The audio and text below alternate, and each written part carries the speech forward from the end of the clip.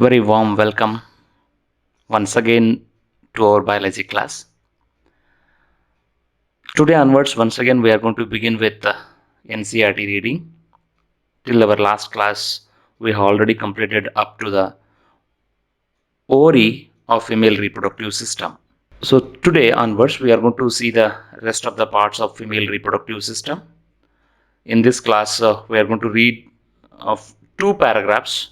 One paragraph it is about the oviduct, means the fallopian tube, and one more paragraph it is related to the uterus. So those two more parts of female reproductive system will cover in this video.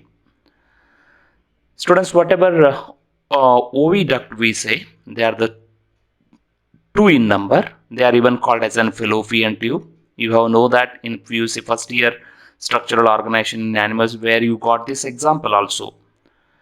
Oviduct or fallopian tube are the example for ciliated epithelium. And you might be observing here, this is what the oviduct on the left side, and even on the right side also, here you can able to find the process of oviduct. This is what the oviduct, and it is the oviduct. In addition to that, uterus as well as vagina, they are all constituting as a female accessory ducts. I told you in the previous class, students, accessory ducts means the ducts those who are supporting to the system, and these are the even certain more ducts they are assisting to the female reproductive system. Then we will just concentrate now first of all regarding the oviduct, how it is made up of, what all the things are there. So if you observe its length, it is about 10 to 12 centimeter. Most of the time they will ask this one in your competitive exams, what is the length of fallopian tube.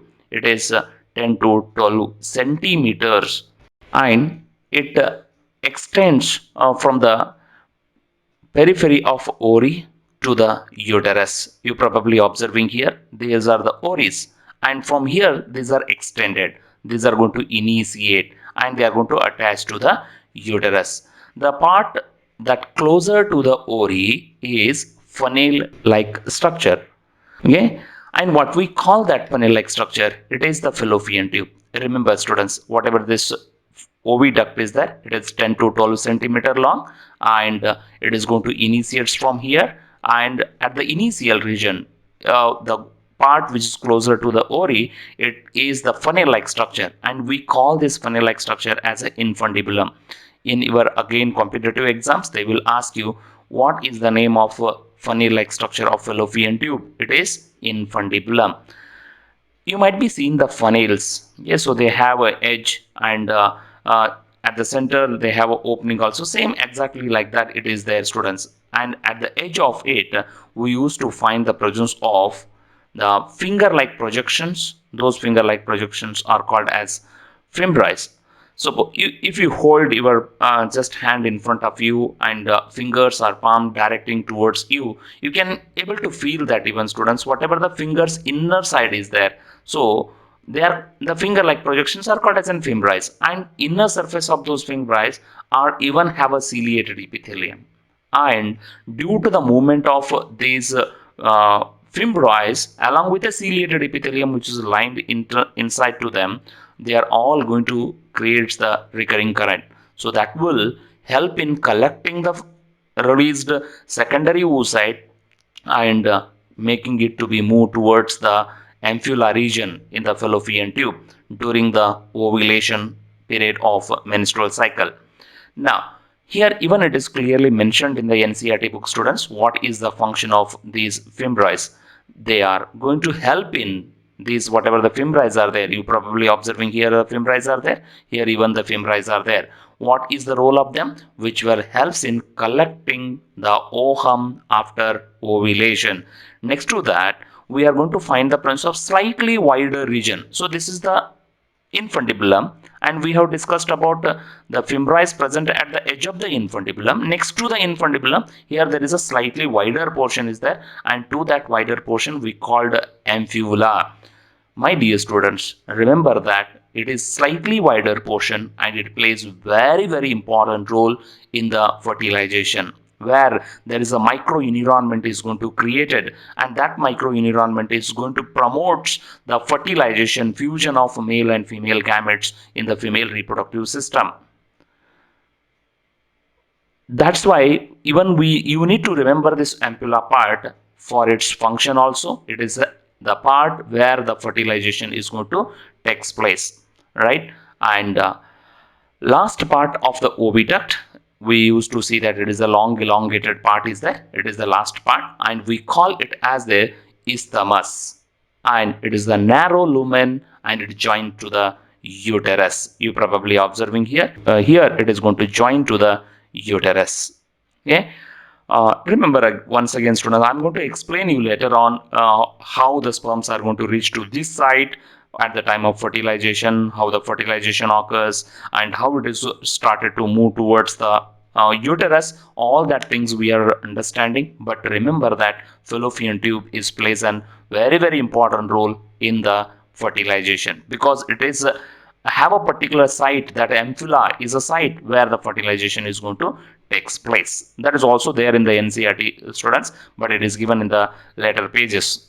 Now let us understand regarding the one more part of female reproductive system. It is about the uterus. Okay, uterus is a single and it is called as a womb. Yeah, you might be observing here, this is the uterus, students. Okay, whatever this entire region is there, it is the uterus and it is called as an womb. Then when to call the womb and when to call the uterus? In those who are all non-pregnant women are there or non-pregnant girls are there, in them we must call it as a uterus. But whenever the development of fetus started to begin inside the uterus, by that time we must call it as a womb.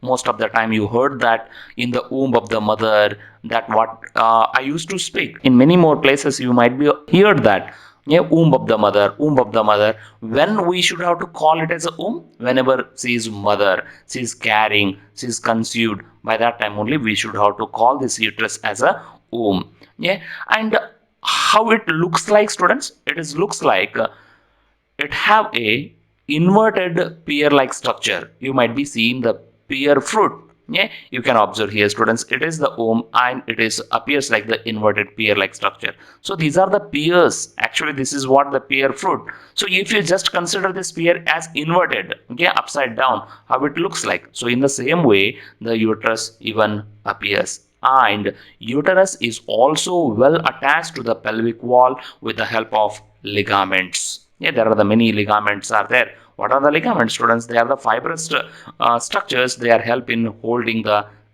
any organs or tissues inside the body.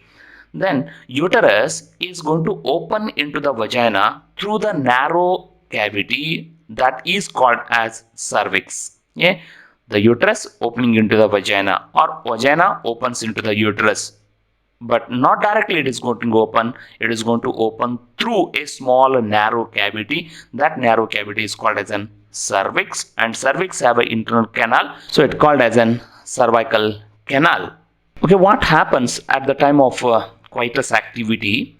Sperms are going to release in the vagina in front of the cervix region, and then slowly they will take entry into the uterus through the cervical canal only. Yeah, so remember, students, one more point just I would like to add here, which is not there right now here in the NCERT book. Yeah, inside this cervical canal there is a mucus, and that mucus plays a very very important role in the entry of sperms. Suppose for example, if that quality of the mucus in the cervix is got changed, then the sperms are not able to take a entry into the uterus. Hence what, the quality of the mucus must be proper. Yeah, why I'm telling this one? Because in a human reproductive health chapter, where you are going to understand, by using the certain IUDs we can able to change the quality of this mucus present in the cervix region, so to prevent conceiveness, to prevent the pregnancy. to get rid of pregnancy.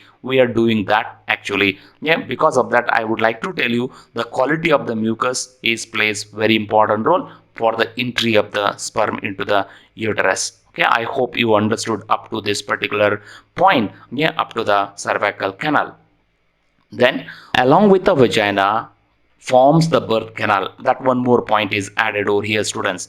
What is that? Whatever the cervix is there, this cervix and vagina both together, they are forming a canal-like structure.